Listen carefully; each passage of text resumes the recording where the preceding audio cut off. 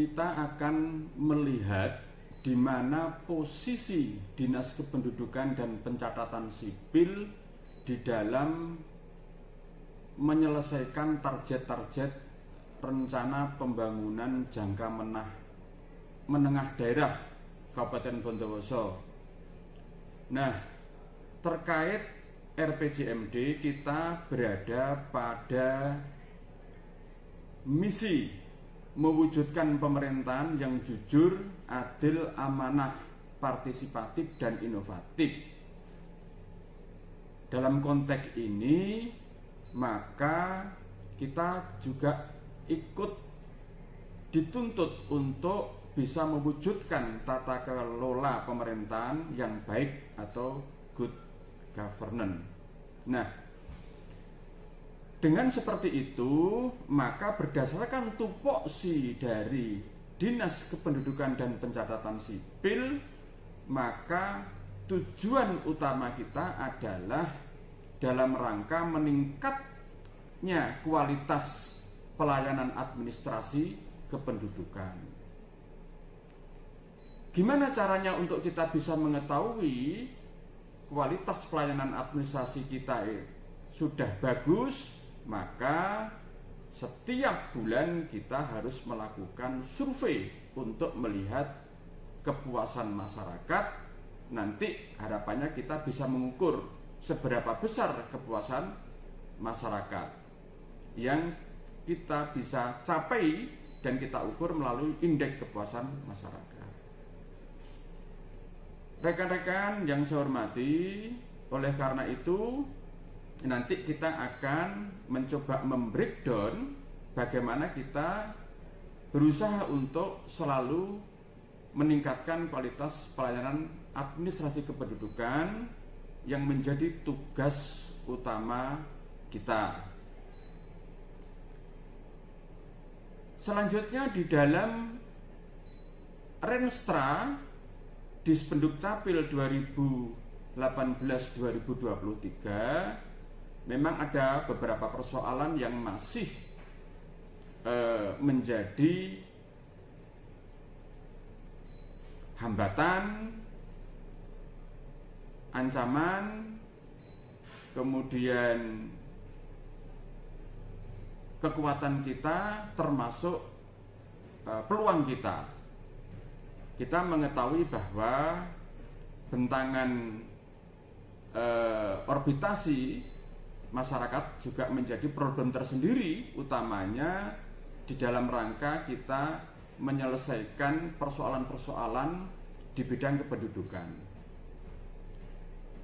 Di beberapa titik, di beberapa wilayah, terutama yang jauh dari pusat-pusat pemerintahan, memang kita masih merasa bahwa kesadaran penduduk terkait bagaimana pentingnya dokumen-dokumen administrasi kependudukan ini juga masih perlu kita dorong untuk kita tingkatkan secara terus-menerus.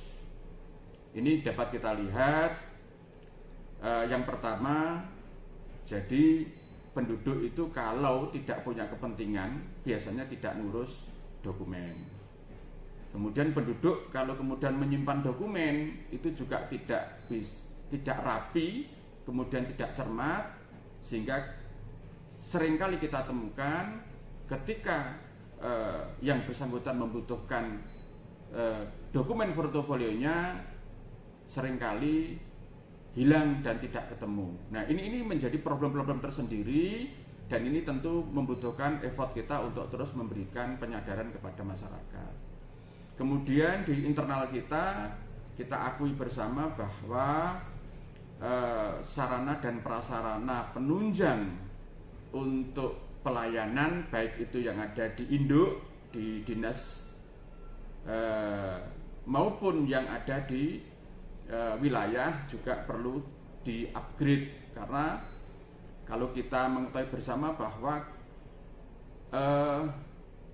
sarana prasarana yang berbasis IT ini setiap saat memang perlu untuk terus di-upgrade menyesuaikan dengan perkembangan dan tuntutan baik itu yang bersinergi dengan kita. Contohnya adalah bahwa kita tidak bekerja sendiri, tetapi kita merupakan bagian dari jaringan komunikasi dengan Direktorat Jenderal Adminduk. Sudah barang tentu ketika di Jakarta ada perubahan-perubahan sarana prasarana, otomatis yang di daerah juga harus segera merespon dan mengikuti, sehingga bisa bahasanya compatible, apa Mas Nuril bahasanya Mas Nuril itu? Artinya imbang antara antara satu dan lainnya itu saling bisa tune untuk bisa menyelesaikan atau untuk mengoperasikan beberapa aplikasi yang memang harus dilakukan di dalam rangka kita memberikan pelayanan. Kemudian kami selaku penanggung jawab di Dispenduk Capil juga menyadari bahwa kami harus mengupgrade terus kemampuan teman-teman, baik yang di desk, baik yang di pengaduan maupun yang di back office. Artinya bahwa ini adalah satu kesatuan tim, satu kesatuan partner kerja yang saling membutuhkan dan saling mendukung untuk bisa menyelesaikan beberapa problem-problem kependudukan yang muncul. Apalagi sekarang sudah siap terpusat dan banyak hal yang kemudian berubah. Tentu kita membutuhkan juga kecepatan, ketepatan, kecermatan dari teman-teman operator maupun yang lain untuk bisa menyesuaikan dengan perubahan-perubahan sistem yang ada.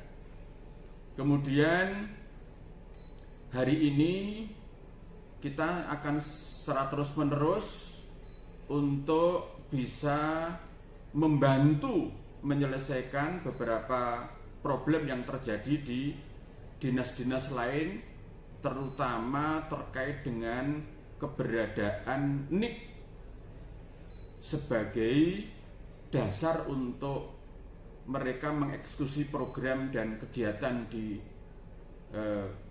hampir semua dinas dan badan. Jadi kalau kita melihat dinas sosial, dia bisa bekerja baik apabila kemudian data mengenai miskin juga bagus, dan artinya itu sangat berkait dengan NIK. Kemudian di Dinkes, kemudian di Diskoperinda, kemudian di BPBD dan beberapa tempat lain yang selama ini semua program-program kegiatannya, karena mereka adalah berkaitan dengan objek dari programnya adalah masyarakat atau penduduk, otomatis dan sudah barang tentu akan menggunakan NIK sebagai basis data di dalam rangka perumusan kebijakan dan pengambilan kebijakan. Nah, ini selanjutnya mari kita lihat untuk Renstra Dispenduk Capil. Nah, Renstra Dispenduk Capil ini yang pertama adalah tujuan daripada Dispenduk Capil adalah meningkatnya kualitas pelayanan administrasi kependudukan. Jadi inilah yang kemudian menjadi tujuan kita bersama yang harus kita capai. Gimana untuk mengukur tujuan itu? Nah, tujuan itu berhasil tidaknya itu bisa dilihat dari seberapa besar kepuasan masyarakat. Oleh karena itu nanti ada unit yang harus selalu melakukan survei kepuasan masyarakat sehingga kita memperoleh indeks kepuasan masyarakat. Ketika indeks kepuasan masyarakat tinggi, berarti itu identik dengan kualitas pelayanan administrasi kependudukan yang kita lakukan adalah menjadi bagus atau sangat bagus.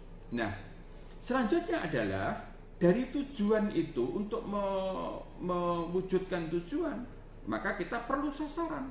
Sasaran mana yang akan kita garap? Yang kita garap adalah meningkatnya kualitas pelayanan administrasi kependudukan dan pencatatan sipil.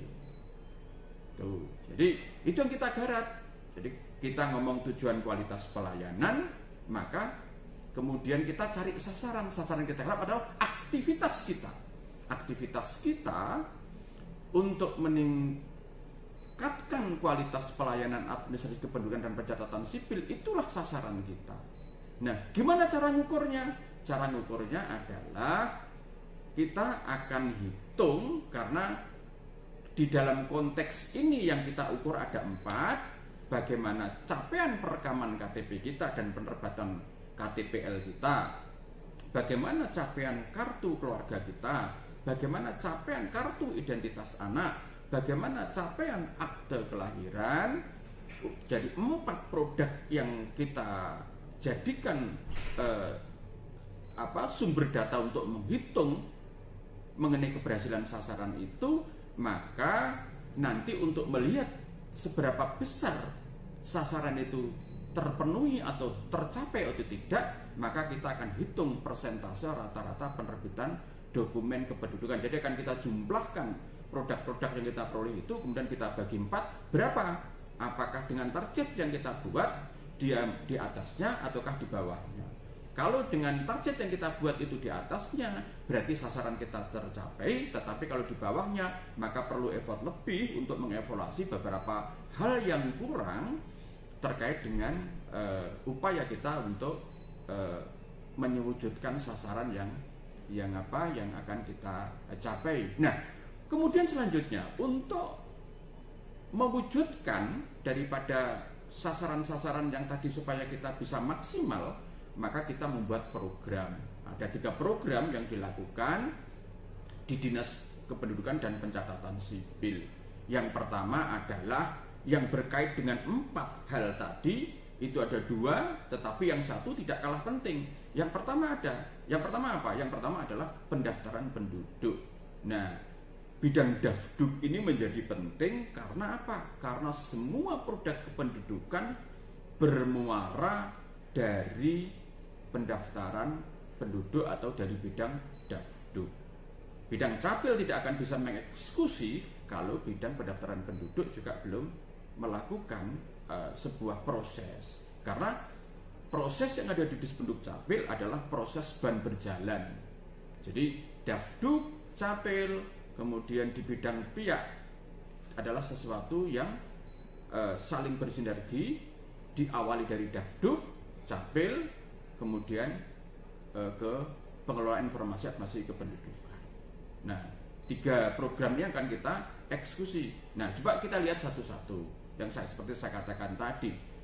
Seperti pendaftaran penduduk. Pendaftaran penduduk, indikator programnya apa? Di dalam konteks ini adalah 2. Yang pertama adalah bagaimana tingkat kesuksesan atau kecepatan kita di dalam rangka proses perekaman data-data kependudukan bagi warga yang sudah berusia 17 tahun ke atas. Bagaimana kemudian kita bisa secara cepat memproduk KK atau kartu keluarga.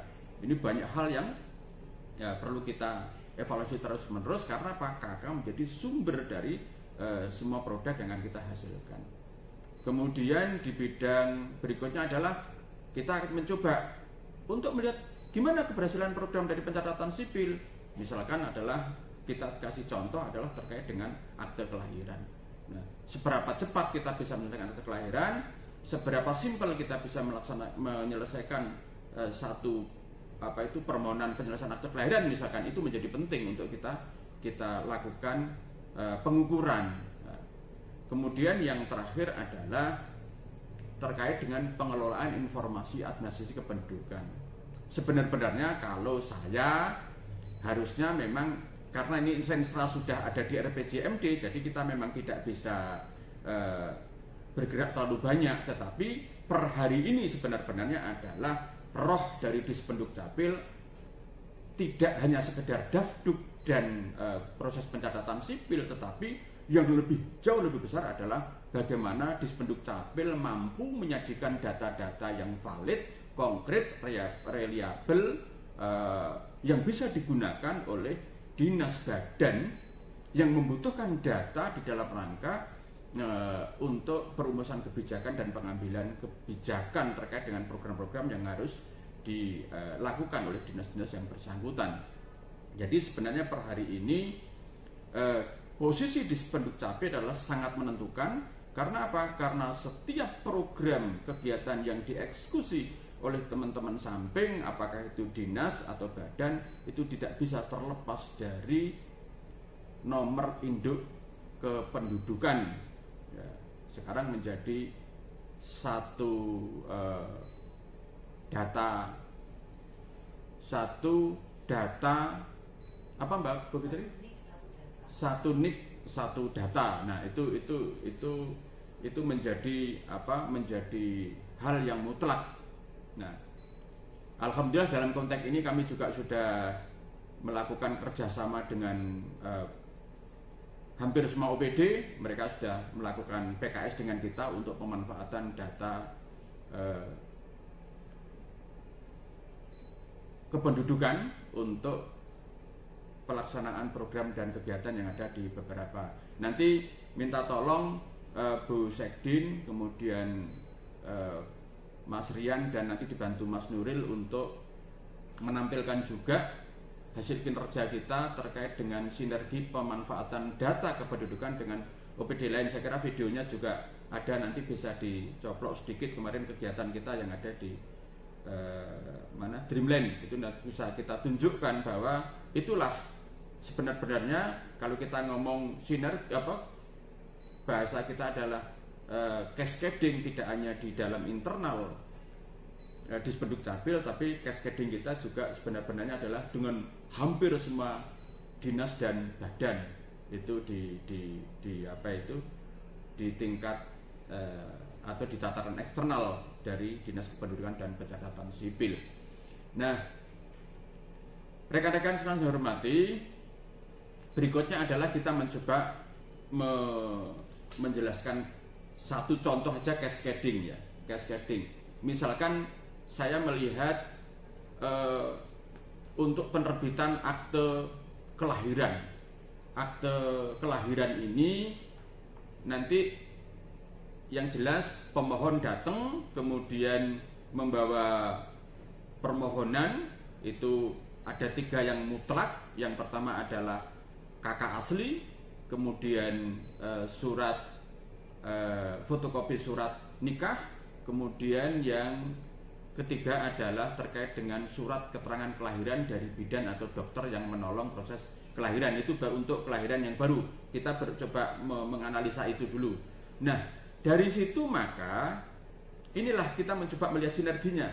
Nah, setelah pemohon datang, maka permohonan akan masuk ke teman-teman dari front office yang berada di bawah verifikator teman-teman dari Dafdu.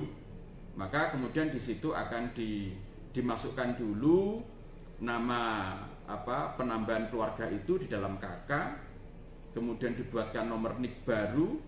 Tentu ini perlu dicermati, nama bapak ibunya itu harus kita cek dulu lewat surat nikah. Nah, dari situ kemudian untuk nama, jam lahir dan sebagainya itu dasarnya bisa ambil dari surat keterangan kelahiran dari dokter maupun bidan. Nah, setelah melalui verifikasi kemudian dilakukan pengesahan oleh kepala dinas, maka muncullah KK. Nah, dari KK itu kemudian baru bisa ditarik lagi oleh teman-teman dari Capil untuk bisa diterbitkan namanya akte kelahiran, juga setelah sebelumnya tentu melalui proses verifikasi ulang dari teman-teman yang menggawangi persoalan pelayanan pencatatan sipil. Setelah kemudian dinyatakan itu adalah syaratnya cukup dan lengkap, maka kemudian nanti kepala dinas baru melakukan TTE terkait dengan dokumen akte kelahiran. Ini salah satu contoh bagaimana satu produk di Spenduk-Capil itu harus melalui beberapa proses, dan proses itu tidak makan waktu lama. Kalau syaratnya lengkap, mungkin di Dafduk cukup 2-3 menit, kemudian ya 5 menit lah kira-kira selesai. Kemudian di bidang Capil juga 5 menit saya kira selesai, tapi dengan catatan bahwa tidak ada persoalan di sistem. Kadang memang karena kadang-kadang kita menjadi agak lama karena memang kadang-kadang di sistem juga kadang-kadang agak lama. Jadi kalau sepanjang sistem lancar, syarat lengkap, untuk penerbitan akte kelahiran kita hanya membutuhkan waktu paling lama 10 menit, semuanya bisa kita selesaikan. Ada pertanyaan, misalkan kepala dinasnya kan lagi rapat, kepala dinas bisa TTE dari manapun, karena sekarang tidak lagi menggunakan tanda tangan basah. TTE bisa kita lakukan dengan alat-alat kerja yang bisa kita bawa kemana-mana. Sehingga itu salah satu contoh cascading. Cascading yang lain mungkin nanti ya mau KIA, kalau KIA tambah panjang lagi. Jadi contohnya yang pertama tadi, kalau mau ke KIA ya nanti dari akte baru kemudian diupload lagi di sistem, kemudian baru kita bisa munculkan kartu identitas anak, kemudian dicetak oleh bagian pencetakan untuk KIA. Itu beberapa yang dapat saya contohkan terkait dengan cascading. Nah, kalau kembali lagi untuk hal yang lain saya kira ya hampir mirip-mirip. Jadi hampir semua proses kegiatan yang ada di Spenduk Capil ini memang membutuhkan sinergi dengan antar bidang, antar unit, sampai dengan di tataran alat kerjanya kepala dinas untuk bisa dilakukan TTE. Nah, rekan-rekan sekalian saya hormati, inilah harapan kita semua. Nanti ini yang perlu saya jelaskan juga, salah satunya adalah contoh kegiatan di bidang pelayanan pendaftaran penduduk. Ini nanti sub kegiatannya adalah kita peningkatan pelayanan pendaftaran penduduk. Outputnya apa? Outputnya adalah nanti di sini adalah produk-produk yang berkait dengan kegiatan-kegiatan pendaftaran penduduk. Nah, ada banyak di sana, mulai dari KK, kemudian KTP, kemudian juga suket, surat keterangan, kemudian biodata, kemudian surat pindah dan sebagainya. Itu ada beberapa produk yang memang di bawah kendali teman-teman dari Dafduk. Kemudian untuk Capil juga lumayan banyak, mulai dari akte kelahiran, akte kematian, kemudian pencatatan perkawinan untuk non-muslim, pencatatan perceraian untuk non-muslim, kemudian kartu identitas anak dan sebagainya. Jadi hal yang sifatnya turunan dari kegiatan-kegiatan di Dafduk, itu dari Capil. Nah, dari dua aktivitas itulah yang kemudian nanti akan memunculkan sebuah data baku dari masing-masing orang. Nah, dari data baku itu, karena setiap orang itu kalau tidak salah, satu orang itu bisa dalam satu data personal itu bisa sampai puluhan penjelasan data personal. Nah, dari penjelasan data personal itu kita bisa olah lagi menjadi misalkan jumlah penduduk menurut umur, jumlah penduduk menurut pendidikan, jumlah penduduk menurut agama, jumlah penduduk menurut pekerjaan, jumlah penduduk menurut banyak lagi lah ya, sehingga dari situ kita bisa olah menjadi beberapa data yang nanti bisa kita sajikan dan kita sampaikan kepada dinas-dinas yang membutuhkan untuk kegiatan-kegiatan perumusan kebijakan dan pelaksanaan program dan kegiatan yang ada di dinas. Itu teman-teman.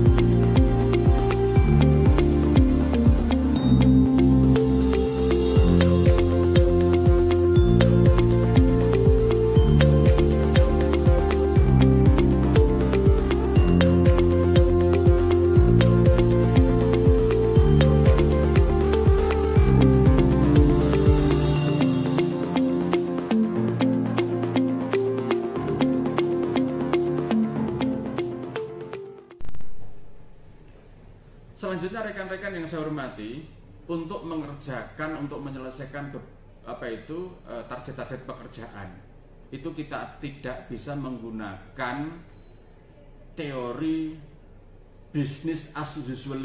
Jadi dari dulu sampai sekarang gitu-gitu terus. Dari mulai zamannya kepala Dispenduk Capil sampai zaman saya misalkan, terus itu saja. Lama-lama kita bukan capek, kita jenuh. Nah, oleh karena itu, untuk hal ini maka kita perlu sebuah inovasi. Inovasi menjadi penting karena apa? Hari ini masyarakat tidak mau tahu. Masyarakat itu pokoknya kalau perlu guyonan saya adalah, jadi ngomongnya belum selesai, produknya sudah selesai. Jadi dengan cara seperti itu artinya apa? Kita harus bisa menangkap situasi yang ada di tengah-tengah masyarakat. Masyarakat pengennya cepat dan cepat. Jadi dia tidak mau tahu apakah kita itu punya alat atau tidak, kita mampu atau tidak. Ya, kita dituntut untuk mampu. Oleh karena itu, sekali lagi, maka kita harus terus-menerus melakukan inovasi-inovasi terkait dengan pelayanan Admindu. Nah, alhamdulillah hari ini kita dengan keberadaan teman-teman yang baru masuk ini juga, karena memang basicnya teman-teman IT, ya saya merasa terbantu. Ini contoh kemarin ada semacam, ya kalau aplikasi sih bukan, tetapi itu cukup membantu. Jadi semacam di media ada link yang kita bisa buka lewat Android. Di situ kemudian, saya butuh layanan KK, saya butuh layanan akte kelahiran, cetak KTPL, surat pindah dan sebagainya. Itu mereka bisa masuk link itu, kemudian di WhatsApp itu, kemudian ada beberapa nomor telepon. Nanti silahkan teman-teman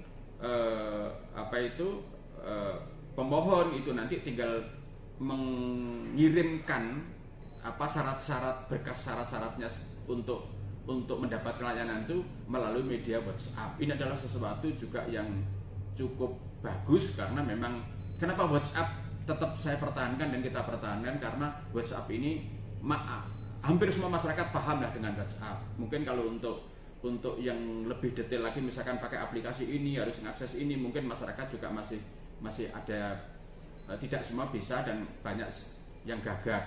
Nah, termasuk di dalam sendiri ya kita masih perlu up lagi. Nah, untuk WhatsApp ini menjadi saya pikir sampai hari ini masih menjadi sesuatu yang mudah dipahami, mudah dipraktekkan dan sangat membantu kita. Nah, nanti sama-sama teman-teman juga menyampaikan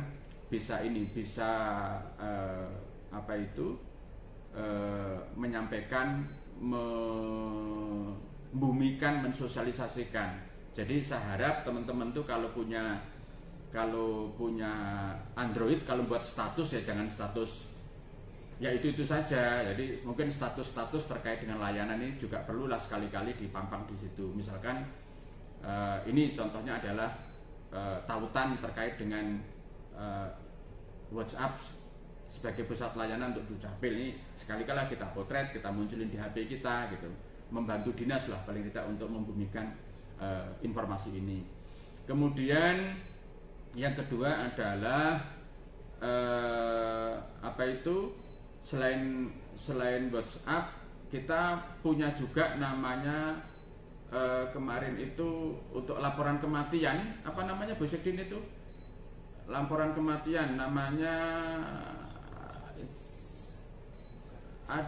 kemarin kita masih menggunakan juga Said masih juga kita gunakan, walaupun ini juga sudah mulai jarang karena memang itu dasarnya adalah aplikasi dan itu tidak semua warga kita itu familiar dengan itu. Kalau Said itu memang lebih banyak digunakan komunikasi layanan, terusan layanan dari pemerintah desa ke Dispenduk Capil. Nah, tetapi kalau untuk yang langsung dari warga memang sebagian besar menggunakan WhatsApp. Nah, kemudian kemarin juga ada laporan kematian. Laporan kematian kemarin saya suruh Mbak Rizky dan itu sempat juga sudah mulai banyak yang menggunakan terkait dengan laporan kematian, tetapi melalui media digital, dan itu juga cukup efektif sebenarnya. Cuman lagi-lagi masyarakat kelihatannya juga lebih nyaman kalau dan merasa lebih cepat kalau dengan menggunakan WhatsApp gitu. Kemudian inovasi berikutnya, ini kita sudah membuka link kerjasama. Jadi kalau di beberapa tempat bahasanya bayi lahir perocot pulang bawa akte kelahiran. Nah, kita tidak menggunakan kalimat yang seperti itu, tetapi sebenarnya sama. Jadi kita sudah melakukan kerjasama dengan Bayangkara dan Mitra Medika, Rumah Sakit Mitra Medika dan Rumah Sakit Bayangkara. Jadi di sana setiap anak bayi baru lahir atau bayi baru lahir itu langsung datanya dikirim ke kita untuk segera diselesaikan KK, akte kelahiran dan KIA-nya, sehingga begitu pasien pulang mereka sudah membawa ketiga identitas yang dimaksud. Nah, ini yang Bu Sekdin, kemudian Bu Nelly, saya di bulan Agustus tanggal 4 sudah saya rencanakan saya akan ketemu dengan 25 bidan koordinator di 25 puskesmas dan beberapa bidan praktek, termasuk nanti dengan IBI untuk menjalin kerjasama serupa. Ini sudah kami sepakati kemarin dengan Kepala Dinas Kesehatan untuk kita nanti. Jadi ini tidak hanya di 2 titik ini, tetapi nanti di 25 puskesmas, kemudian di bidan-bidan praktek akan melakukan hal yang serupa. Kemudian yang ketiga, ini kita juga sudah melakukan kerjasama dengan Pengadilan Agama Bondowoso. Nah, ini adalah terkait penerbitan dokumen Adminduk berupa KK, kemudian KTP, setelah diterbitkannya akte perceraian. Dan ini sudah, alhamdulillah ini sudah berjalan kira-kira sudah 3 bulan dan alhamdulillah sudah bisa kita lihat hasilnya. Saya kira itu teman-teman sekalian untuk inovasi, tetapi saya berharap nanti ini terus ya, kita terus sama-sama untuk mencari terobosan-terobosan baru terkait dengan hal yang bisa kita lakukan.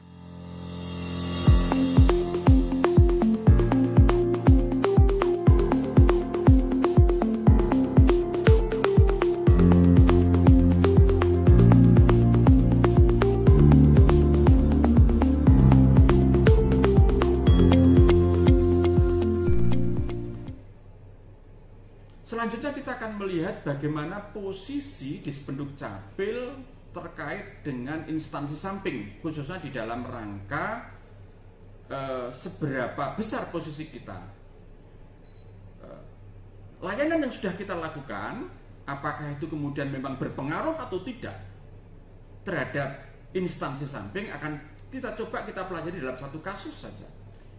Pemerintah Kabupaten Bondowoso ini bulan September, Oktober kemarin mencanangkan diri sebagai Kabupaten UHC, Kabupaten Universal Health Coverage. Artinya bahwa setiap warga ber-KTP Bondowoso maka akan dapat pelayanan dari kesehatan dengan pembiayaan didukung oleh Badan Penyelenggara Jaminan Sosial di bidang kesehatan atau di bidang kesehatan. Contoh, kita kembali kepada UHC. Nah, ketika kita ngomong UHC, kita contoh, maka misalkan ada warga atau ada penduduk yang sebenarnya mereka belum dapat akses pembiayaan, baik itu dari PBI JKN, dari PBI daerah, apalagi mandiri. Kalau posisi mereka adalah mereka tidak memiliki cukup kemampuan untuk bayar premi, maka penduduk dua kemungkinan, apa PBI JKN atau PBI daerah. Nah, kita berbicara misalkan contoh PBI daerah, maka warga atau penduduk yang tadi masuk kategori tidak mampu tadi, kemudian yang bersangkutan itu mengajukan kepada ini lembaga yang sudah dibentuk oleh pemerintah daerah juga yang namanya Tapemanis. Nah, kita di Sekretariat Tapemanis data mereka diterima. Nah, Tapemanis ini tidak bisa langsung kemudian memasukkan mereka ke dalam daftar warga penduduk yang dibiayai oleh daerah, misalkan tidak bisa. Jadi harus melalui verifikasi Dispenduk. Nah, Dispenduk melakukan verifikasi apa? Verifikasi data terkait data kependudukan. Jadi kita lihat dulu NIK-nya itu NIK KTP elektronik atau bukan. Kemudian datanya itu online atau enggak. Kemudian posisi data-data pendukung di dalamnya ini nyambung atau tidak, itu kita lihat semua. Jadi ada data-data personal penduduk yang harus dilakukan cleansing dulu atau verifikasi dulu melalui Dispenduk Capil. Nah, setelah dari Dispenduk Capil, kemudian baru data itu nanti akan dikirimkan kepada Dinas Sosial. Nah, Dinas Sosial melakukan penyandingan lagi, apakah orang itu masuk data DTKS atau tidak. Karena apa?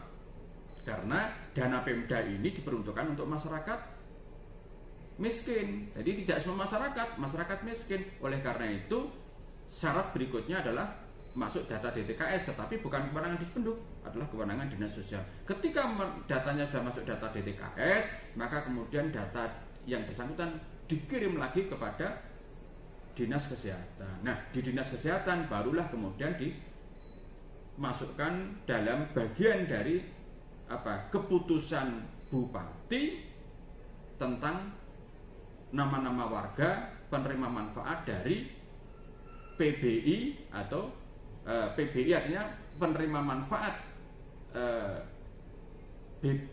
pembiayaan BPJS yang preminya dibayar oleh pemerintah daerah. Nah, itu salah satu contoh posisinya seperti itu. Ini salah satu cross cutting kita. Artinya bahwa Dinkes tidak akan bisa mengeksekusi sebelum ke Dinsos juga bisa mengeksekusi sebelum ke Dispenduk. Nah, itulah kita salah satu cross cutting yang sangat simpel. Nanti juga banyak, saya bisa jelaskan lagi, misalkan selain UHC barangkali bisa kita contohkan, misalkan adalah untuk penerima bantuan intervensi, misalkan bantuan beasiswa pendidikan, misalkan untuk anak-anak yang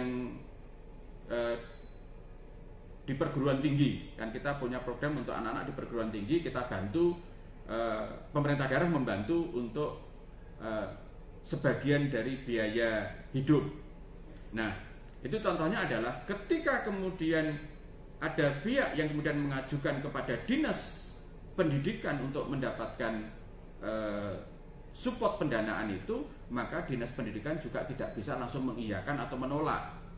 Tetapi sebelumnya harus sekali lagi berkoordinasi dengan Dispenduk Capil untuk melakukan pengecekan terkait dengan nomor induk kependudukan dan lain-lain. Dari situ kemudian lagi-lagi masuk ke teman-teman di Dinas Sosial, masuk data DTKS dulu. Apakah betul ini adalah dari keluarga yang tidak mampu, yang sedang kuliah? Dari data TKS berarti sudah clear, maka kemudian baru dibawa kembali ke Dinas Pendidikan untuk di-SK-kan jadi bagian dari nama-nama mahasiswa di perguruan tinggi mana yang dinyatakan dapat bantuan pembiayaan dari pemerintah Kabupaten Bondowoso. Itulah kira-kira kalau kita melihat cross cutting terkait dengan bagaimana posisi urgenitas dari NIK terkait dengan pelayanan publik. Saya kira itu nanti barangkali cross cutting ini masih ada beberapa, dua contohnya paling tidak meyakinkan teman-teman sekalian bahwa bagaimana posisi strategis kita terkait dengan itu. Terima kasih. Untuk selanjutnya silahkan ini menjadi guidance kita bersama